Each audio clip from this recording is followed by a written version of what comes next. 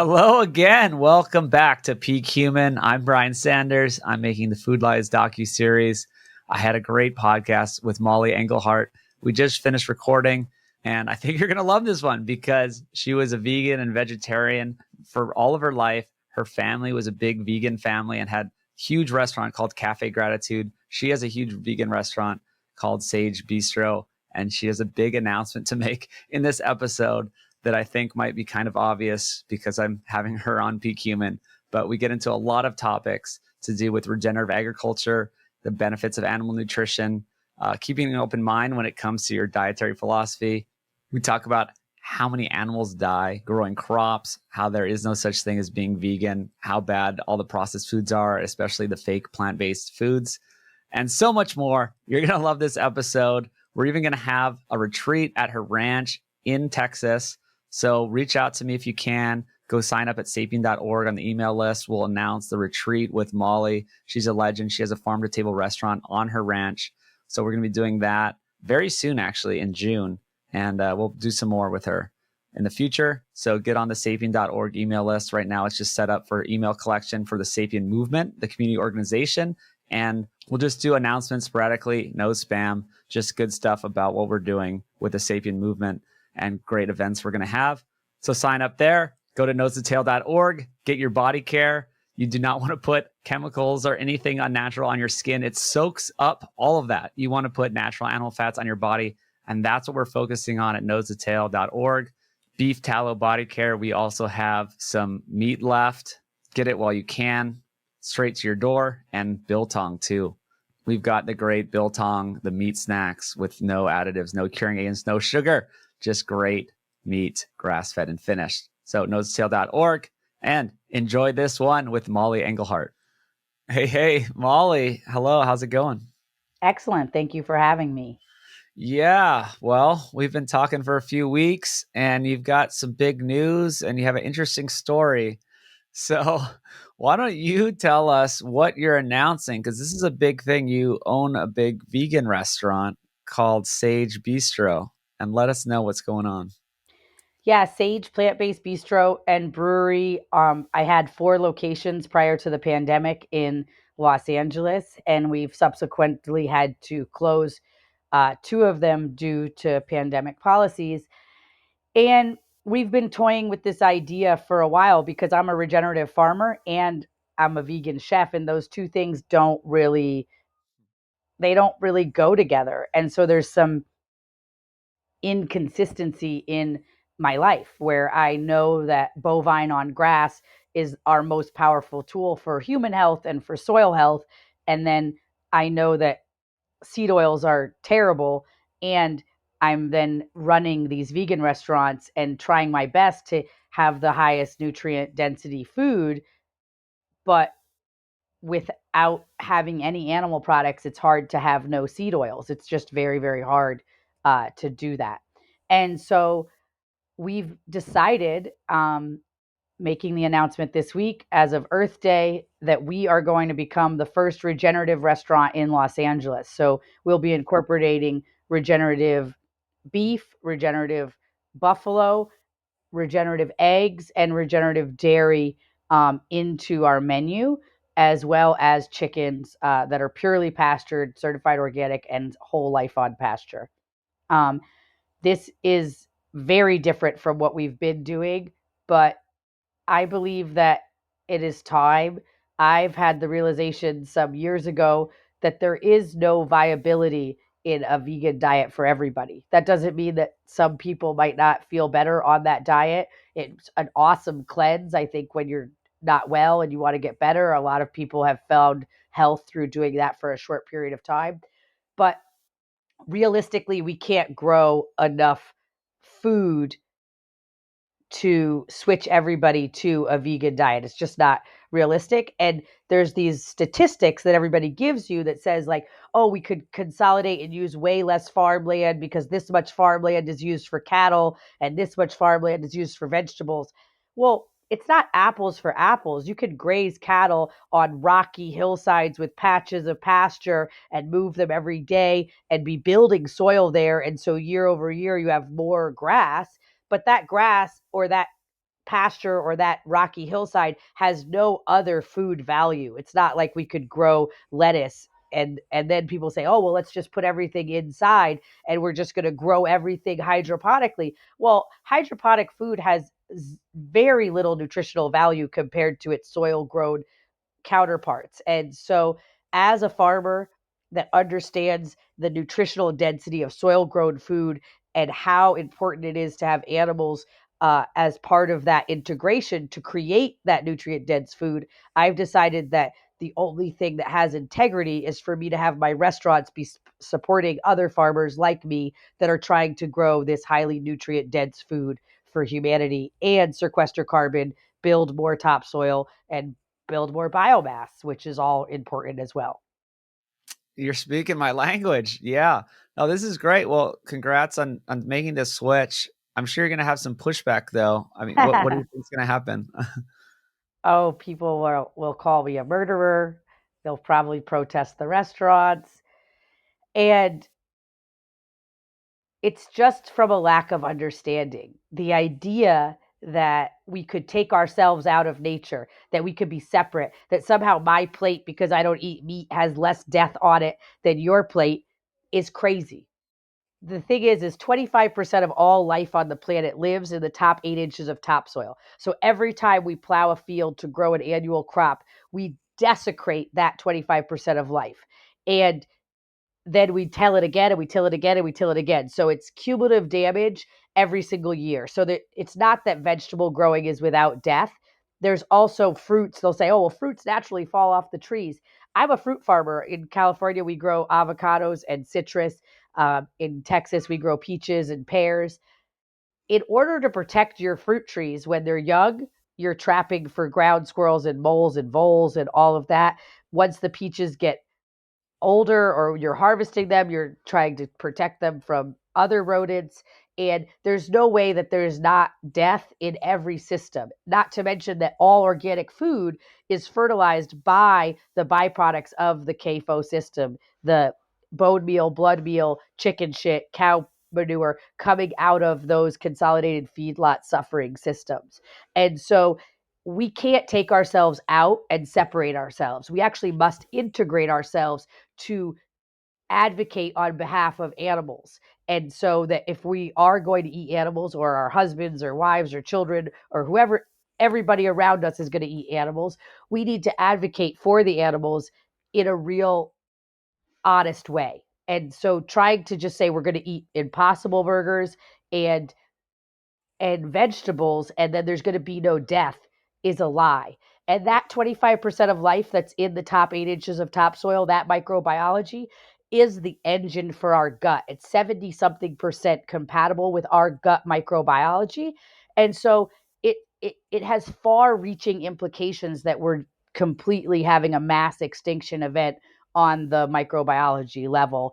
And we can't think that the microbiology and also the macrobiology, the bugs and all of that, doesn't have an impact on our world. A cow's life is important, but also ground squirrels and moles and voles and dung beetles and all these other things also have an important role to play. And if we're killing them arbitrarily to save cows, we're not actually being honest about the impact. Yeah, they're all part of this ecosystem, and this ecosystem in nature is magical, and it needs to have them all involved. And we have no idea the consequences. I was just thinking about the microbiome, what you're talking about. I never really thought about this. All right. Hey there, just jumping in. This is Brian. I want to tell you about nosetail.org. This is my company. We do things correctly. This is what I believe in. Support us, support our ranchers. We have just a few high quality products like our beef tallow body care line. We have soap, deodorant, hair care, skin food, all the things you want to put on your body. And of course, we have some of our meat left. We probably will discontinue meat. We may find a new way to do this, but get the meat while you can and get your biltong. We have livervores. We have the best way to get liver in your diet. If you don't want to go cut up some liver, you can eat it in a stick. So check that out at nosetail.org. If you're growing hydroponic plants, for example, hydroponic lettuce, if everyone's going to try to have this ultra clean, no nutrient thing, what's going to happen to our microbiome? Even, I mean, let alone lack of nutrients, right? Because it doesn't get all the nutrients We're from the not soil. we're not, even with soil grown food, if you're not buying it from a farmer, we're not replenishing our microbiome. And this is a huge issue. And I think you could take it all the way to gun control. People are saying, oh, people are going crazy and shooting. They are going crazy, but our microbiology has a profound impact on our psychological. And when your grandmother used to go to the garden and take her sickle and cut a cabbage and rinse it off and chop it up and put it in her fermenting crock and make sauerkraut, all that microbiology was coming back into the human and replenishing. Now, the reality is, even if you're buying organic, it's being sterilized with either HPP, like high pressure, or it's being sterilized with certain kinds of legal chemicals. And so the only way to really be getting replenishment in your microbiology is to grow a garden and grow microbiology, or shake the hand that feeds you, buy directly for the farmer and say, hey, do you dip this in sanitizer? Can I get produce that's not dipped in sanitizer? It's illegal to sell unwashed eggs, and there's certain things that is illegal. So you might have to make some kind of have your own chickens, or make an agreement with somebody where you're not buying it and you're just trading or something. But reality is, we need these foods the way that they were in their whole and pure form. And even if you're eating beets and cabbage and all these things that I grow here on my ranch, we just take it right out of the garden. We just rinse the cilantro and chop it up and put it on top of the taco. You're getting that taco you're eating, you're getting the nutrient density of whatever's in the taco, but you're also getting the microbiology from the onions and cilantro that we just picked out of the ground, rinsed it real quick with water, and chopped it up. And that is replenishing your immune system, the engine for your immune system. And I mean, we're just beginning to understand as a human race how important microbiology is. And we're being very careless. There's already genetically modified microbiology that's being used at large scale in large scale ag. I mean, Ozempic is basically sterilizing your gut and stopping all of your microbiology so you don't digest any food and so you lose weight. We're being very careless. And I would like to say that I want to be the opposite of careless. I want to feed people food that's the most nutrient dense food possible, that's also replenishing their microbiology. And that's why we're making the decision we're making with Sage. And that's why me and my husband also decided to take on farming, which is not a hugely lucrative business. Um, and we're restaurant owners and farmers. It's like the two businesses that never have a day off and are like the hardest and make the smallest amount of money. So we're not in it for the money. We're definitely in it for human health. And I believed when I started the vegan restaurants, I truly believed I was doing it for human health. It's not like I was like, oh, let me feed people seed oils and then get them sick. Like, I really believed that veganism was the path forward, and I was mistaken. And until I was actually farming and understanding, like, oh, there's literally no way to grow row crops at scale to feed vegans. And there's lots of people that feel healthy on a vegan diet. And I'm not saying they shouldn't. I'm just saying that at scale, it's not possible for everybody to have a high nutrient density, high quality food diet that's all vegan. And that's where we're getting all this fake meats and all these highly processed foods to supplement, and those are not good for us. They're all some version of corn, soy, and pea protein mushed up into different ways with genetically modified yeast and coloring and all that stuff. And I don't. I've never eaten I've never eaten a hamburger. I had a bite of one time when I was 12 just to see what all the hype was about. I've also never eaten an Impossible Burger. I don't participate in any highly processed foods. I never have. It's not. Um, I grew up in a household that we grew all of our own food. We lived on a farm, and we didn't drink Coke. We didn't go to fast food. I never had any of those things in my life. Well, yeah, that's amazing. You said you've never had fast food. You've maybe did you have a sip of Coke once or something, but you've never Yeah, really yeah. had.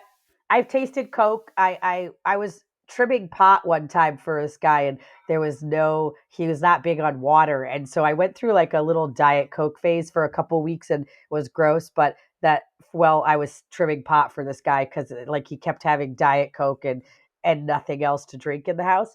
But that's my Diet Coke experience. And then when I was 12, I was doing a seminar that said, try something you've never tried before. And that you have a judgment about or whatever, to expand your horizons and understand how other people could think differently than you think. And so for that exercise, I ordered a hamburger and a chicken Caesar salad, and I tasted a little piece of chicken and I tasted a bite of a hamburger. And so that's my total meat experience, with the exception of some bone broth from my own um, animals. Well, we need to tell more of the story. So you're raised vegetarian. Your parents own Cafe Gratitude. So this is a big famous vegan restaurant. And there's a whole lot more going on here. So wow, tell us more about how you grew up and your parents. So my mom read a book about the industrial agriculture industry when she was like 19, and she decided that she wanted to be vegan. And then my dad was like, "Well, I could be pescatarian. I'll eat just." He grew up in Maine, part-time, and then part-time in New York, and so he was like very resonated with seafood very much. So he was not willing to give that up. So, but in our house, it was all vegan. And then one day my mom went to the store and bought, just like the little corner store, and she bought some margarine, and she was going to make us cookies. And then she got distracted and she left the margarine in the oven. She was put it on with just the pilot light to get it to get soft to make cookies. And when she came back, it was a plastic. It was like a hard plastic thing. And she was like, "Oh my goodness, we're never eating margarine again." And so we were vegan, except we ate butter for like most of my childhood. And then my parents went through a transformation where they were decided that they were very strict around food, like crazy strict. We only ate what we grew, and we'd go to a birthday party, we weren't allowed to have the cake. Very, very strict. My mom worked at an organic bakery, so we had, organic stuff from the bakery. We grew our own food, and my auntie worked at a co-op, like a health food store, so that we could get discounted food. So they were very strict. And then they started doing this meditation with this new teacher, and she said all food was divine light and energy if you blessed it. And so then all of a sudden my parents got like really like lackadaisical about what we could eat in my teenage years, which is still was still much more strict than any of my friends, but we were allowed to have yogurt and we were allowed to have ice cream. I remember during those teenage years, we just had to bless the food. And then during college, I was vegetarian because I was on the program with the school, and there was no vegan food, just a veggie burger that had cheese in it. And then after college, I went back to being vegan. And then I've been vacillated between vegan and vegetarian most of my life. My mother is still a vegetarian. My father, it was a big famous story. He ate his first hamburger in 40 years at being the owner of Cafe Gratitude. It was on Instagram, and it was on the Huffington Post and CNN and everything. Um, so my dad eats meat. My mother's a vegetarian. And um, my dad has a small dairy called Mountain Cloud Creamery in Idaho, and we are regenerative farmers and we own vegan restaurants. But my vegan restaurant is no longer going to be vegan as of the end of May. It is going to be a regenerative organic restaurant serving the most high quality meat possible. And I do think that people need that option too. I know that vegans are going to be mad at me, but right now the options for high quality meat at a restaurant in Los Angeles are highly limited. And I think that people want the opportunity to go out to dinner and eat meat, but also stay in alignment with their morals and their integrity and their body and their values. And so I'm hoping that I can provide that. And I'm hoping that I'm going to have great plant-based options, and then people can add a duck egg to that or add carne asada to that. And I'm hoping that there will be some cross between my old guests and my new guests. Oh, well, I think there will be. I think you'll get a lot more customers because I think most people in the world understand the value of animal foods and realize well, even if they don't realize it's healthy, they realize that they want it, right? This is a human instinct to want meat. So I'm glad you got the butter growing up and the yogurt and some eggs and whatever dairy you did get. Right. I think that is huge that you got some animal nutrition. I don't think that everyone needs to be a big meat eater like I am. I just believe people need animal nutrition somewhere from somewhere. I've seen some studies that there is no third generation healthy vegans, and I haven't met any third generation healthy vegans or any third generation vegans actually. Um, and so I do think that some amount of animal nutrition is important. My aunt, my mother's twin sister, she's vegan. And I remember my cousin Gabe eating the dog food and people being like, I think he needs some animal products. And so then I remember she shifted and she did get him she got fish for him and some cheese for him and different things that she would let him cook his own quesadillas and burritos and stuff. But it was obvious that Gabe's body wanted some protein that he wasn't getting. And so I think that in India, you see multiple generations of vegetarians that are still healthy and reproducing and everything like that. But I have not seen, I've seen the studies saying there is no Mhm. third generation healthy vegans. And so, that's something to think about. And I just had four children between 37 and I'm 45. And so I just had four children back to back. Um, and so I do feel that metabolically, like I'm lucky and healthy enough and didn't have any problems getting pregnant or anything like that. And I feel like it is a testament to probably only eating very whole foods and not eating any um, no processed foods. My whole life, just processed foods weren't part of my diet. And then I also think that, yeah, I've vacillated and had animal products as far as dairy throughout my lifetime. Yeah, and I think that is key, and that's key. And I have no problem if someone has a well formulated vegetarian diet. If they're eating completely whole foods, they're eating enough animal nutrition. That sounds fine. I mean, it's really just you're getting nutrients, you're avoiding all the bad stuff.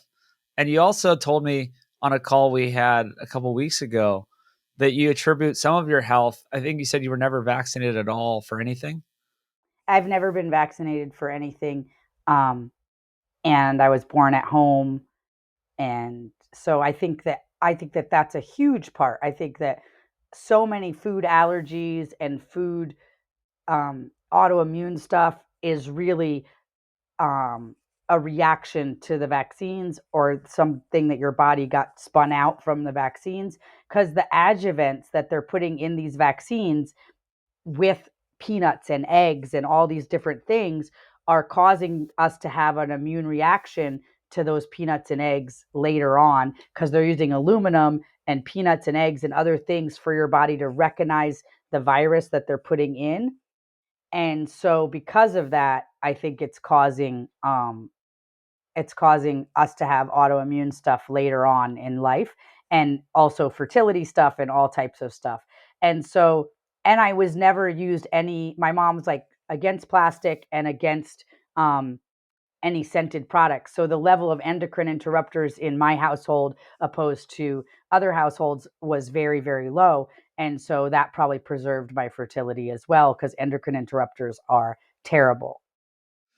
Yeah. No, I mean, it sounds like you have one of the cleanest lifestyles ever, and you're out there ranching now too. So happy. I can see my cows right now. My oldest adopted son is moving the cows from one paddock to another as we speak. He just finished milking them and he walks them back and puts them in the new paddock every day. That's great. Let's take a little detour because you told me the story about your 20-year-old adopted son. Can you tell us that story? Well, where do you want me to start that story? Right in the beginning. Tell me from the beginning. I love it. I have a few notes here. It says canned food in the USA make you sick. He Googled it. Um, so he came here as an unaccompanied minor during the Trump administration to reunite with his parents that had left him in Guatemala uh, to come here for a better life. They left him, I think, like 12 years prior or 14 years prior. And then when he got here, he was feeling unwell and he was Googling, can American food make you sick? Or can food in the USA make you sick? And he found Dr. Mark Hyman. And Dr. Mark Hyman was talking about regenerative agriculture. And from there, he found Biggest Little Farm or Apricot Lane Farms. And then he reached out to them and they said, oh, we don't allow people to volunteer that are less than 18 years of age.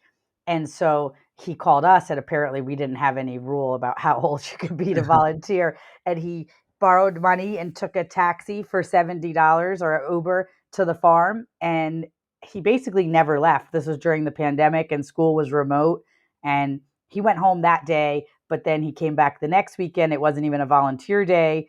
And then he just was, after coming back the next weekend, he was like, do you think I could stay during the week and do my school from my computer and then help on the farm? And then eventually we adopted him. So that's how that happened. And if people are interested, Osmar underscore journey is his Instagram. And he's really becoming quite a great regenerative farmer in his own right. And he's on an all meat diet. He doesn't eat any vegetables basically, unless they're fermented. And he loves dairy. He drinks like half a gallon of raw milk a day. And he's really passionate about regenerative agriculture. And we just feel so blessed to have found each other. That's amazing. And it's Osmar. Is that OSMARS underscore journey? Yes. Osmar's journey. Amazing. Well, I love that you have the eclectic family of all different versions of eating meat and diet, but it's all clean and sounds like it's regenerative and grown with love. Oh yeah, all my kids are even eat different. I let them. I mean, they all eat kefir every night. They have kefir with a little bit of maple syrup before bed as their bedtime snack. But my son eats mostly meat and then some and carbohydrates and dairy and almost no vegetables. And then my daughter, she eats eggs and tortillas and mostly vegetables and fruit. And my other son and my littlest daughter, the baby, eats everything. And then my 4-year-old, he's like, I don't eat any meat except for bacon, is his current program, but it'll shift. But my kids are super, they have a profound understanding of what it is to eat meat. Like they've seen animals be harvested, they understand it, and they have all made the choice for themselves based on what feels good for them. And I feel like I've given them all the options and the access to all the healthiest options, and they are picking and choosing, and it will evolve as they get older. I mean, they're kids, so they still eat a lot of kind of plain foods. I hope that they expand their spice horizons. But I think it's interesting that my son Rio, who I was vegetarian and I was kind of forcing my husband to have him be vegetarian when he was little, um, we were at a barbecue at well, the farm workers were having a barbecue on our ranch, and we walked over to the tiny houses where they lived, and they were making carne asada. And Rio was like, I want that. And he still talks about that first piece of meat that he ate. He was like, it was so perfect. It was black and crispy on the outside and red on the inside. And he's 9 now, and he still remembers that first piece of meat. Like, and he loves hamburgers and but only with sourdough bread. He doesn't like hamburger buns. Like he has his own program, and I really let my kids discover, but they all understand the whole thing and understand, and they're very grateful. They always, if an animal has ever been harvested, they're always like thanking the animal for its life, thanking God for the sustenance that it's giving them, and they're very sacred about it. And so I think that that's an important um, thing that my parents didn't give me. Like there was just no meat. There was like, we don't eat meat, so I never saw any of it. I didn't. It was just all kind of out there. But that idea that we could have food with no death is a lie. And as long as we pretend that that lie is real, then people will feel superior to eating to other people because they're eating some diet that they think has no death. But there's literally, to be alive is to be eating on the backs of death. And even if you're not actually consuming, if I'm not actually consuming the carcass myself, it doesn't mean that there's any less death on my plate. And I think that's a really important message for people to understand, is that every time we eat, no matter what you're eating, even if you're just eating oatmeal or something that you think is totally benign, and you have to understand that that oatmeal is on the back of death, and that it's a privilege, and you being alive, you want to be grateful for that privilege, for that food that's on your plate, because sentient beings died for every bite of food that you're getting. Yeah. And that's the truth. This is so amazing because this is what Restaurateur is, a homestead regenerative rancher who's in the Food Lies film series and is saying all this. So it's making me remember we have a YouTube clip of her saying these things. So I'm glad the same message is getting out to people in a big way. And we're going big. We're going to get this thing on Netflix or some big platform. So that's happening right now. We're trying to work all the angles, and maybe you'll help us a bit. We talked about this, and we know some filmmakers, and I think we're gonna get this thing on a big platform. But I I like think that you definitely should get it on a big platform. And I think it's important that we get information out there that's not agenda driven. And really, I mean, I believed, think about my life. Like, I was raised vegetarian. I was, my entire income is based on vegan restaurants. My whole family's income is based on vegan restaurants. For me to come to the conclusion that that's not right, that I was not looking for regenerative agriculture to be the path forward. Believe me, I was looking for veganism to be the path forward. That is that is through the lens in which I was looking through. And so we have to realize that we can have, I believe that we should believe in our beliefs with all of ourselves, but when something makes more sense than what we believe, we have to be willing to say, that makes more sense. And that's true wisdom. True wisdom is being able to say, what I believed yesterday made sense for yesterday, and what I see today is different, and I'm going to change my mind. Because if we're fixed and we're unable to change our mind, we have no wisdom. We are literally just like fixed on an idea that made sense to us at one point, but that might not make sense anymore. Well, that's what I'm trying to do. Yeah, even 5, 6 years ago, when I was making the film, I had these certain ideas, and then I realized that I wasn't correct, and I had some bias, and I zoomed out. And I think now that's helped me because I stayed open, and I changed my opinions on this, and the film is going to be much better because of that. And I And think it's important that we are able to change our minds, because this world that we're living in, even outside of food, let's zoom out to politics, let's zoom out to the vaccine, to COVID, to all these things. Think about how many things where we just didn't agree with one thing that someone else believed, and all of a sudden there was this like divide between us. We have to be willing to change our mind and to agree with people that we don't love, and love people that we don't agree with, because the reality is we're all evolving, and we're all going to have different ideas based on our lived experience of life. it, this is great. That's a great quote too, about love the people you don't agree with and agree with the people you don't love. That's huge because I've learned to do that. I've interviewed vegetarian, vegan doctors. I've interviewed Lane Norton, who I don't really agree with and don't really get along with. And now, we're friends and we do agree with, because, I maintained this relationship with him. I respected his opinion. I thought about things. He thought about things probably more. And now he's in Food Lies as well, talking about the same concepts that I agree with. So we've found our common ground. Yeah, and that is that during COVID, I've never been vaccinated. So imagine that all of a sudden you were a far right far right racist extremist if you didn't want to get vaccinated. And I was like, wait, I've never been vaccinated. I for sure thought that was a hippie liberal thing. Wait, when did this become right? And I was so Yeah. confused. But and then my husband was undocumented when we got married. Like, I had a very liberal point of view, and then and so I hated Tucker Carlson because I felt like he hated my children and hated my husband. And then all of a sudden, Tucker Carlson becomes the patron saint of the "it's okay not to be vaccinated" movement. And I'm like, wait, why is he the patron saint of what I believe right now? And I was like, oh, it's okay to agree with someone that I don't love. And I learned to actually love him in other ways, and have see his value and what he's bringing to the world in other ways. But I was literally like, he's so stupid, I want to punch him in his face person, to like, let me hear what he's saying. Wow, at 8 o'clock on Fox News, he's saying that the CIA killed Kennedy. That's pretty interesting.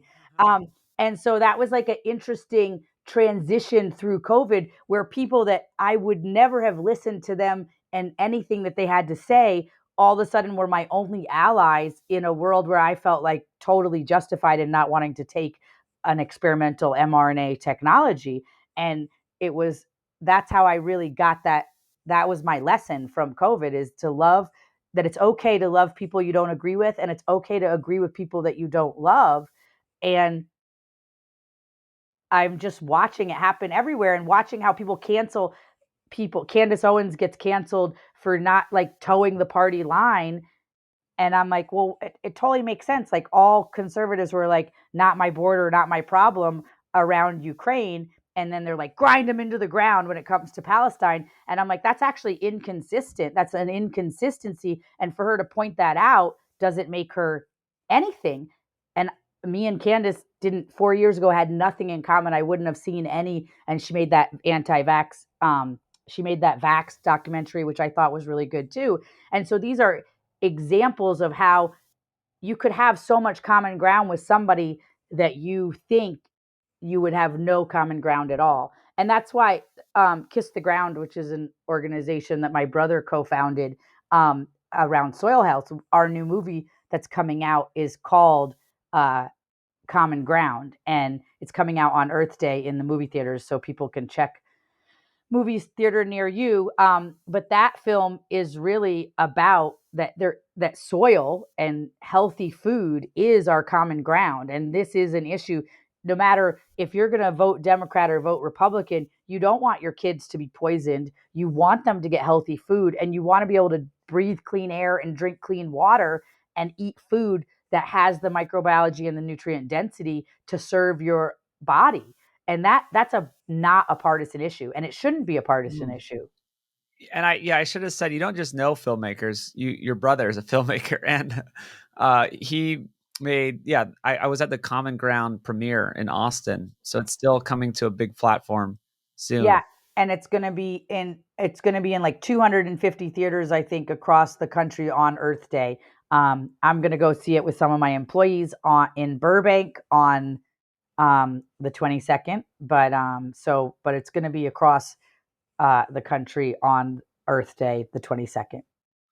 Yeah, that's great. No, it's really good. It's spreading the message of regenerative ag, and it's a hard sell for the public because they don't really care about soil health. It's like, how do you make soil health interesting? and and Well, yeah. it's interesting is like soil, big ag and big pharma, it's all the same. They're all funding the education system and so that they're funneling their viewpoint into the world. So their viewpoint is just circulating and circulating and circulating. But when we see that it's all connected, big ag and big pharma, it's time to step back and say, how can we move into a different kind of agriculture? Can we use the technologies that we've learned and go to a more old school type of farming and have those two things make farmers be efficient with those two things together? And I think we can, and I think it's possible at scale. And but we need the consumer to want this food. We need the consumer to drive it because unfortunately money is a driver in so many things. So by making these films, Kiss the Ground is really trying to drive consumer demand so that farmers can do the right thing. Farmers don't want to do the right thing, but nobody wants to be the generation that lost the farm. And that is what we have to help them transition out of. hmm And I don't want to go back to something you were talking about, the death too, about when we're talking about the regenerative ag, and the opposite is the monocropping and all the death. And I didn't realize until later how many animals die in the monocropping, because I thought, oh yes, there's even more times that they die. I mean, you have to sterilize entire ecosystems to even start growing all these things that make up Impossible Burgers. Then you have Yes. poison them in different times. You have to hunt. You pay farmers. I mean, pay hunters to even protect your fields. You there's all these different ways that they die. Then they die in the harvesting, right? They actually get chopped up. But the last one I didn't even realize that Australian rancher told me is there's a fourth time that they die is in starvation. And he has these huge fields of corn or wheat or anything, and he cuts them all down. And then there's millions of mice and small animals that starve to death because their food source is gone. Imagine that. Yeah, those are all. And then in the protecting of it, there, wherever you're putting that grain, wherever it's being stored, we're protecting it with rat traps and poison and all of that. So it's every step of the way, from the first tilling of the ground to the protecting the trees and the crops, to the harvesting of the animals getting ground up in the combine, all the way down to protecting it in transport and where in the grain silos and all of that. And so why I think that a regenerative system, like for example, my farm here in Texas, we have about 30 cows and they get moved every day. We have goats and we have sheep and they get moved every day.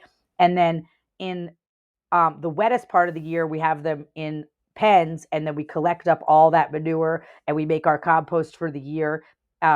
In that part of the year that they would do damage to the field if they were out there in the wet water, making it all mucky and damaging it. And then we are growing vegetables with that poop that came from those happy cows that are on grass, that are living their best life. And we're using pigs instead of, we don't use like a tilling system. So we use pigs if we need to get like something rooted out and get the Bermuda grass out and everything like that. We use pigs, and then the pigs are much gentler. Like the pigs are not killing every animal, they're just rooting and making the soil get tilled up in such a way.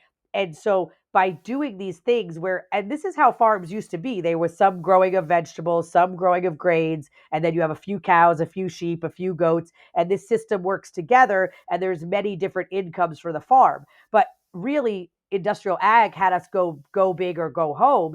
And so all the family farms either had to just expand like crazy if they had the capital, or they had to go out of business. And we have to demand as the consumer that we actually want food from this kind of system, a no-till system, and an integrated system where the animals and the food growing is integrated in such a way that there's not, we don't ever have huge swaths of land that we're tilling. We just grow food between the rows of the orchards, or on the edges of the field. And so there's always this huge microbiology like place. So if we till, it's only 12 feet or 14 feet. And then that can get, then there's like pecan trees or peach trees and the cover crop. And so the microbiology can hide out there and then repopulate when we plant cabbage or anything like that. But at this scale, I can grow for a lot of people, but I can't grow for everybody like this. And so we don't have 10 acres, 20 acres of cabbage. That's not how we do it, because we're always working to preserve the microbiology. And so my request is that when your listeners, like, they want to help drive this kind of farming, they have to be willing to go out of their way to probably get it and pay a little bit more money, because there's no subsidies for this. But when we look at what the true cost of the food in the grocery store is to your body, I think people will realize that it's not that much of a cost in reality. Yeah. And this goes back to John and Mollie from Apricot Lane and The Biggest Little Farm, which is a documentary people should watch. And I went out there when I was in LA, because it's near LA. It's kind of in LA almost. I drove out there and we did an interview with them. So you can find that on my YouTube channel and my podcast. But that's the whole film is about them learning that process of you're using the animals and nature harmoniously, and everything works when you work with nature and integrate these systems. My farm in California that we just sold, it was actually just like 18 miles from them, right over the hill. So That's cool. Yeah, and so you have a farm or ranch out here in Texas as well.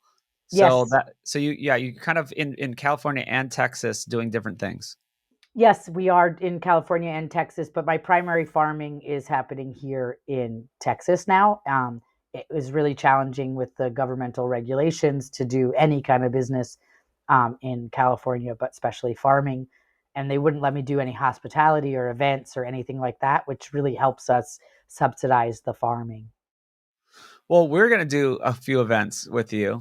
I know. So I'm so excited I about haven't that. announced them yet, and we don't have any, website or tickets up.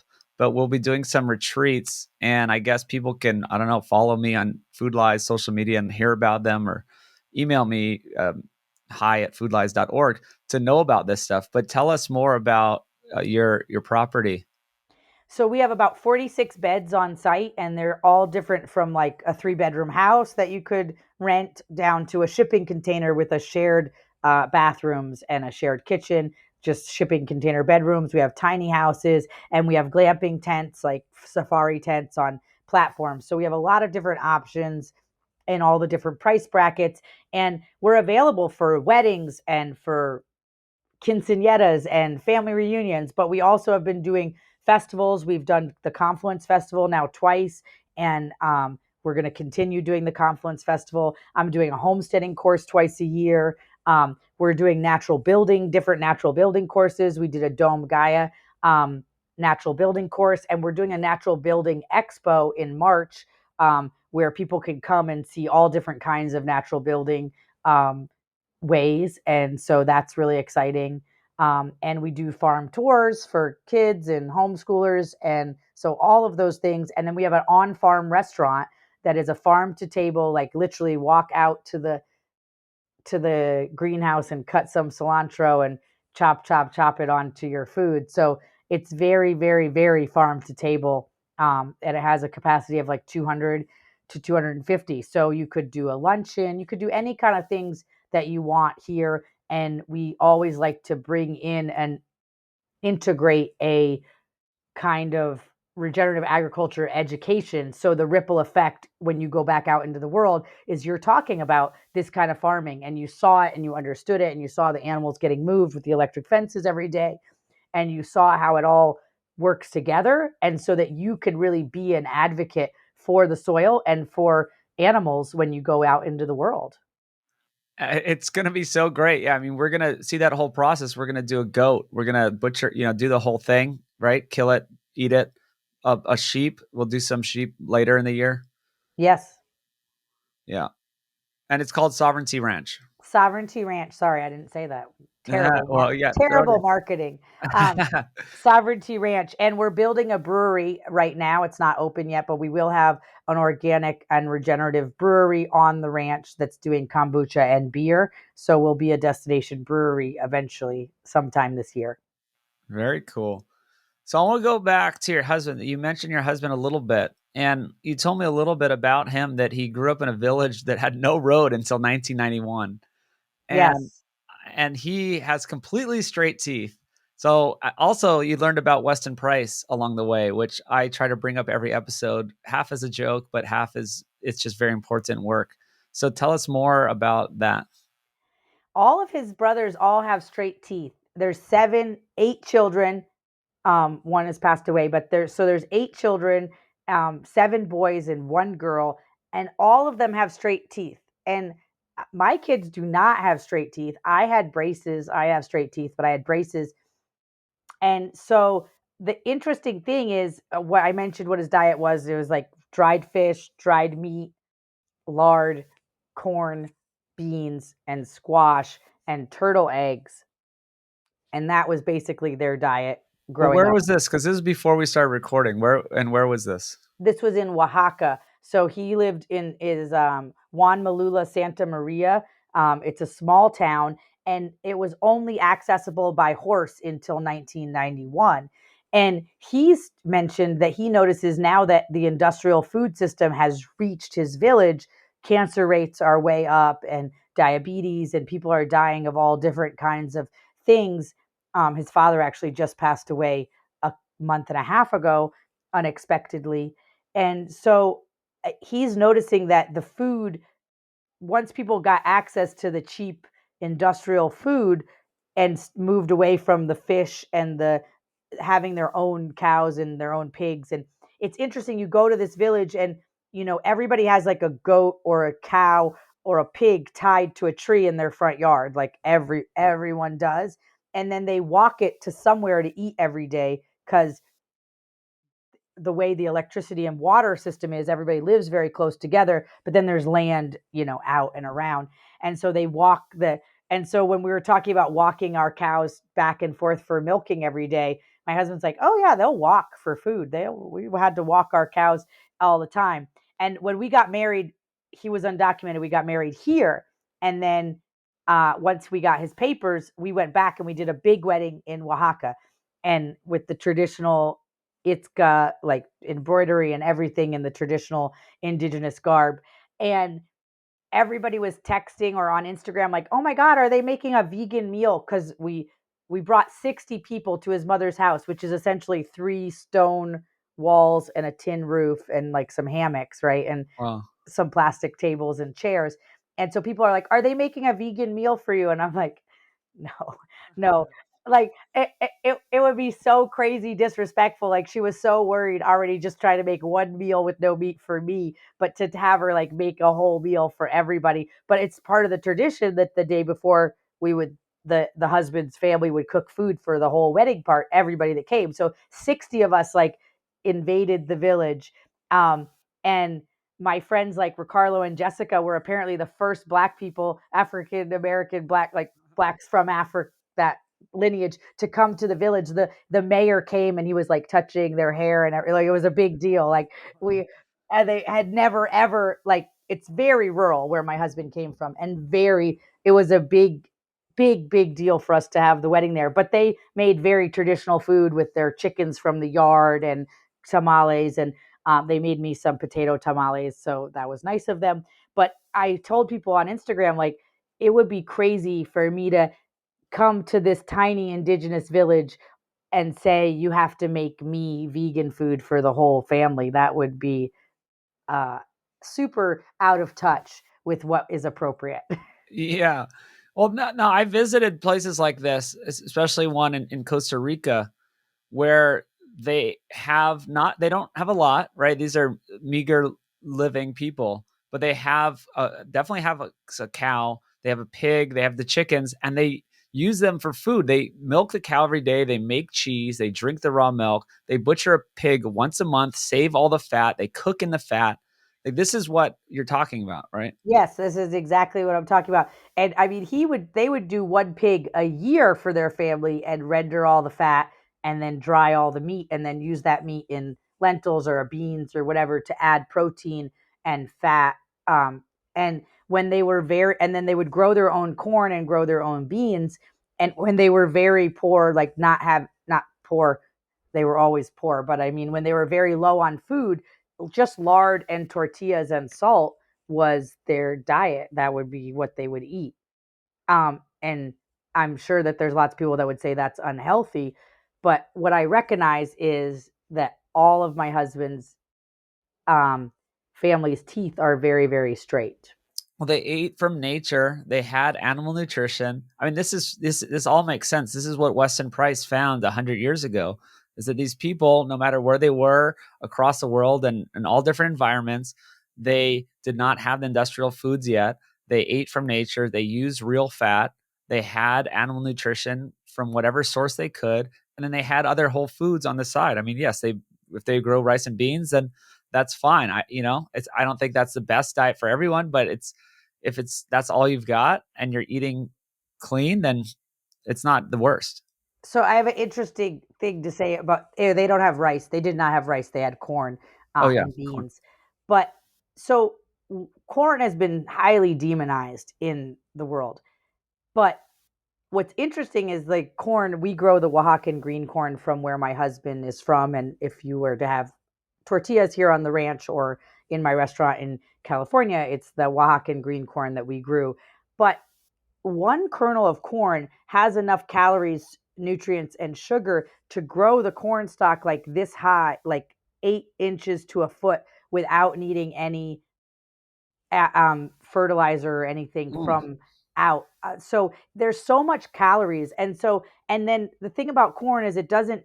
The way we harvest corn in America with the machines and chopping up all the birds and everything, but you can harvest a fairly large amount of corn, thousands of pounds, with a few people in a day. And so we don't have a combine harvester here. We harvest popcorn and the masa corn, and we just do it by hand. And so because it doesn't need machinery and because it's so high in calories, it's obvious why it would be a supplemental food in these indigenous cultures. Like it's very, very, very obvious. What we have done to corn is terrible. And then mostly we just fry it in seed oils. So it's like then it just has no value whatsoever. But I'm not positive that the blue corns and the green corns and these very interesting small corns that are the actual grass how it was a long time ago, that they are necessarily bad. Um, Mhm. and and so I think everything in moderation. I wouldn't think that you should just eat corn all Soy. Well, day. yeah. But I do think that there's corn is a valuable crop for indigenous people because it does not need machinery to harvest it. It's also a valuable crop for small scale farmers, market farmers, and like we sell popcorn at the farmers market all year round, and that's an awesome snack. And we can harvest it at one time, and it stays um, shelf stable without any processing. And so I think whenever something is shelf stable just from nature, it's a good supplemental food. Well, yeah, we've had 12,000 years of eating agricultural foods.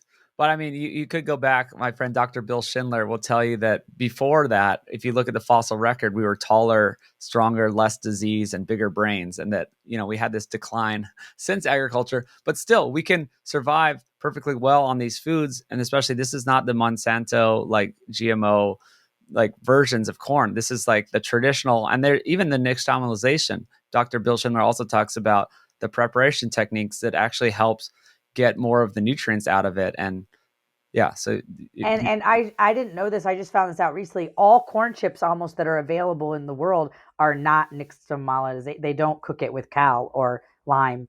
And so all tortillas are, or almost all tortillas are cooked with um, lime. In Spanish it's cal, so I'm yeah, switching yeah. my words. But most tortilla chips are not, and most other ways that we eat corn, like cornbread or whatever, those are not. And so by cooking it with the cal or the lime is a really important step, and we shouldn't be eating any corn that we're not doing that with, any dry corn. Yeah, and people can go back to my episodes with Dr. Bill, and it's the nixtamalization. It has an X in there, but I think you're supposed to not say it like an X. Nixtamalization. It uses that, and it I forget which B vitamin it is, but it makes it available. And people who weren't nixtamalizing were getting nutrient deficiencies. And then when you do it, then you're okay. So yeah, there's more to that story. But tell me more about that. So you learned about the Western price stuff, and I think you said you were supplementing with fish oil during pregnancy. I was vegan, but supplementing with fish oil because I was like, what if I'm wrong? I don't want to have like bad brain development for my children.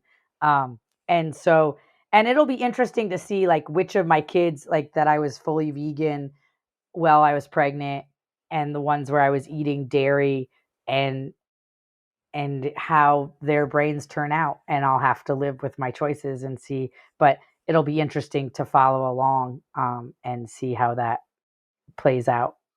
Yeah, well, actually, I have a new friend here in Austin that was vegan and was part of like sort of assistant associate producer for the Game Changers film. She knows all the James Wilkes and the Kip Andersons of the world. Really big in that vegan documentary community. And she got pregnant and had a shrinking fetus, and I forget what there was the technical name, but she immediately woke up. She read about Weston Price, learned about it, completely switched to animal-based regenerative diet, and had the pregnancy, got back on track, has a healthy baby that I've hung out with here in Austin, and she's just on a whole new path of life of exactly what you're doing: regenerative, nose to tail, animal foods, animal fats, you know, just all the good stuff. And she's might be in Food Lies actually to tell this story, because have you seen the little mini documentary that shows the placenta of the vegetarian versus animal based? Yeah, I have seen it, and I I have seen it, and I had really healthy placentas, and so I ate my placentas. Um, it's freely given meat. Yeah.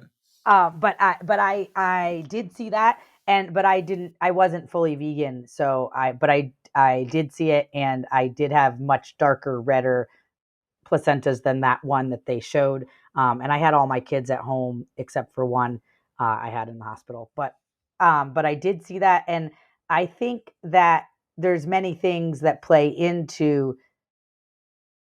I think if you were eating fast food and drinking soda and da da da da, you could also have an unhealthy placenta. And so I think that we want to remind people that whatever they're eating, we got to eat whole foods and not all the highly processed things. And the reason that is that animal foods mostly aren't processed. An egg, even from a terrible factory farm, it's the whole food there that you're eating. And I think that that's why when people switch to any kind of when people switch to all this and all that, a lot of why they're feeling better, because I'm sure when you were interviewing people, there was people that felt better with this, felt better with that. It's mostly because we're moving away from all of the processed foods. And I think that once we're eating in a conscious way, where we're eating the whole animal, or we're eating the whole food, or we're eating foods as we did a long time ago, the ancient foods, that those are the things that we want to focus on, and not be eating anything. I always say, if you look at the ingredients and you can't imagine that thing, you can't say, what did that look like in my grandmother's garden growing, then don't eat that thing. Because I can imagine a pea, I can imagine but I can't imagine a pea protein isolate 73. I can't imagine that. And I really, really, really want to encourage vegans, no matter what you're going to eat, don't eat these foods that are posing as food. And even in all the years that we had Sage, we never served a meat alternative. We never did. It was not, we always only served whole foods. And I just want to encourage people, no matter what they're doing, don't get fooled by these fake meats. And that's why we're going to call our burger, we're going to do a buffalo burger with Force of Nature is going to be the first thing on our menu. And we're calling it What's Possible. Because what is possible with the combination of bovine and grass and man working together to make a difference? What is possible? So much. The Impossible Burger, it's impossible to see that that's food. It's impossible, even to a lifelong vegetarian, it's impossible to recognize that as food. It's not food. And we should not pretend that it is food. And so, what's possible with a Buffalo Burger at Sage is that we can sequester carbon, we can have healthier food, healthier soil, healthier human beings. That's what's possible. Impossible, it's impossible to be healthy, and it's impossible to have a positive impact on the environment with that pretend food. Yes. These are good words to go out on. I want to come to the new Sage restaurant. I'm going to be visiting LA to do some podcasts and do some things in a month. That might be right about time when you guys are reopening. Well, With I'm the new gonna be menu, I mean, not the yeah, reopen, but yeah. yeah. With I'll be out there from May 20th for 2 weeks, so maybe we can meet up um and have a meal and do I something think that fun for social media. yeah, the timing works. I think I'll be there. I think I can be there early June, but then also, we'll be out here in the Texas ranch. We'll be doing some events, so I'll be seeing you soon for that. But Um, yeah, and we're doing other things too. Like we're moving away from seed oils. We're going to have tallow fries. Tallow. There's going to be a fryer with tallow as an option. We'll still have a vegan option for the fryer. We'll have two fryers, and so people can upgrade to tallow. And then we're also doing all sourdough. So the pizza crust is going to be sourdough. The hamburger bun is going to be sourdough, and the patty melt, like whatever you're getting, it's all going to be sourdough. So not only are we only doing regenerative foods and grains and organic hyper local vegetables only grown in soil, we're also going to be making those grains fermented. And then we're also having fermented vegetables on almost everything as a side, like a little bit of kimchi. So we're really committed to people's microbiology and their blood sugar. And so by eating sourdough bread, it's a really makes a huge difference versus regular bread. And I'm sure that you've talked to people about this on your podcast and you have a YouTube somewhere about it, but Yeah, yeah. it's really, really important that people say, oh, people have been eating wheat for millions of years. Yeah, sure, we have fermented. We have not been eating Mhm. it with like pitch yeast and then cook it next day. Like by letting it ferment, by letting the bacteria and the microbiology again that's in nature with us co um like digest it, then our body's not having to work so hard and the nutrients are more readily available. And like all these people are having gluten intolerances. Well, sourdough bread, true sourdough bread that's fermented overnight or for a long period of time has like 200 parts per million of gluten versus 2,400 parts per million for just regular bread if you just make it. And so I think that it's really important that if we're going to eat gluten, that we eat it fermented. And so that we're going to provide that as the only option. All the bread in the restaurant will be fermented. Mm. I love that. And I love the ferments too. And to the microbiome stuff. Yeah. I visited the Hadza in Tanzania, and scientists, they love to talk about how they have such a good microbiome and this and that. And they say that they eat a lot of fiber. And I don't think that's true. I don't think they eat a lot of fiber. They hunt meat and they eat these tubers and they spit out the fiber. But what they do is eat off the ground and not wash their hands. And they're one with nature. And that to me is what I've seen around the world, and just what I've studied, what I've seen is that's why people have a good microbiome. I have a funny story. My mom was never big on washing our hands. It was like once I went to school and they were like, wash your hands, wash your hands. But my mom was not like, if you went to the bathroom, wash your hands. But my mom was not like, oh, you blew your nose, wash your hands. Oh, you touched the ground, wash your hands. And my mom was the kind of mom that would just take her skirt and like wipe my nose. And Yeah. there was no baby wipes or sterilizing anything. And we grew up on a farm. We were barefoot. Sure, I got pinworms once or twice and had to take something for that. But literally, I think that my microbiology, I think my immune system, I rarely get sick. And I think that that all comes from, well, the not being vaccinated and the eating whole foods and living on a farm. There was cows there. We had a farm, even though we didn't eat any meat or whatever. My uncle raised cattle for a neighbor. So there was cows and horses and dogs. Grew up with animals. And I think all of that had us have really, really good microbiology. I agree. And during COVID, I refused to wash my hands. I did it as an experiment, and they all told me to do all these things, and I did none of them. And I hung out with people every weekend and did whatever I wanted, and nothing ever happened. And I was super healthy the entire time. And yeah, I don't get sick anymore. That I actually never got sick until I had children, and then now I sometimes get sniffles from them, but not very often. And the only sick I ever get is chemical exposure, like because I was raised with no chemicals in my house. So like if we have to get the restaurant sprayed for cockroaches, or I will get a sore throat, and I figured it out that it's literally pesticide poisoning. That I used to be like, why does this happen at the 32nd of every month, like, or the third? It's like it was in conjunction with the restaurants being um like the law says you have Yeah. to get them sprayed for cockroaches once a month, and I was literally getting sick every time. And so I stopped going in the restaurant for 48 hours after they spray, and I wasn't getting sick anymore. So it's crazy how sometimes what we think is a cold or we think is something else, it really actually could be just exposure to some kind of poison that we're not meant to be eating or breathing or any of that. And so we want to be mindful of, what are we breathing, what are we people sit in their cars with air fresheners, and I'm always like, and then they're like, "Are my allergies are so bad?" I'm like, or you're locked in a small space with a endocrine interrupter that is a chemical smell that doesn't I think it's not allergies, it's that. But I do Totally. think that I, yeah, and I'm not big with my kids to wash their hands every second. They're out on the farm, they're eating off the ground, they're picking things, picking blueberries and putting them right in their mouth. And I tell people, you want to breathe in different environments and you want to eat right off the vine from different environments. And I think that's really important. Um, and we visited the Achawar people. Are you familiar with Achawar people in Brazil and Ecuador? Oh, I think I've heard. Yeah, yeah. They're an ayahuasca tribe, but we visited them. My mom is an ayahuasca shaman, and we visited them.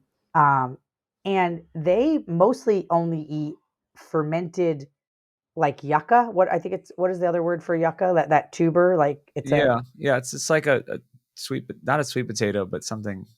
It's but more like a root. Yeah, yucca root. so, Yeah. but it's fermented, Uh-huh. and they ferment it with their own saliva. So they chew it up and spit it back in to the thing, and Oh, then there's chicha too. Chicha is they make a beer out of it. yes, that's basically what it is. It is alcoholic, but everybody drinks it, even the kids and everybody think.